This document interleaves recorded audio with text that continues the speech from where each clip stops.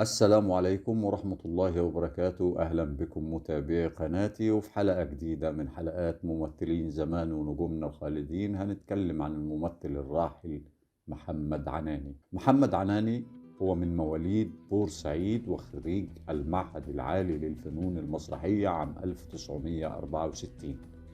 كان عضو بالمسرح القومي في فترة الستينات، ومن أهم أعماله المسرحية مسرحية مكبث ومسرحية العمر لحظة.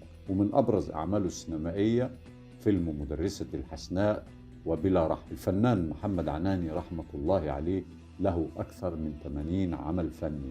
مسلسلاته الإذاعية مسلسل ويبقى الحب، مسلسل نهاية ليل، مسلسل قاهر الظلام، مسلسل عندما يموت الخوف، مسلسل دقات القلب الجريح، مسلسل حبيبي خذ بيدي، مسلسل الصفقة. ومن السهرات التلفزيونية سهرة عندما يتضاءل الكبار، سهرة صدى الكبرياء، سهرة شاي الساعة 5، سهرة ظهور الأمل.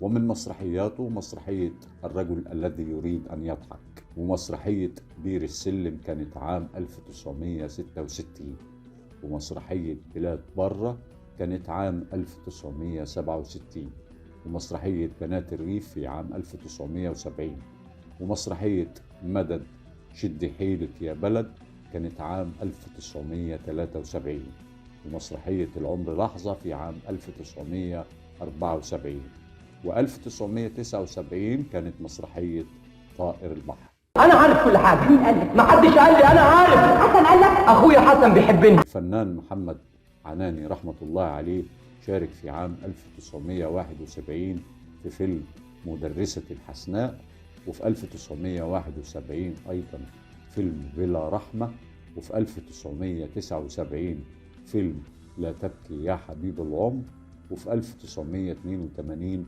فيلم إنهم يسرقون عمري.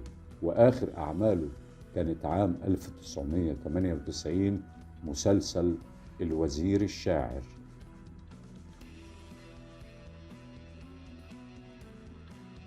انت نفسك تخش كلية ايه؟ انا نفسي ادخل كلية الطب.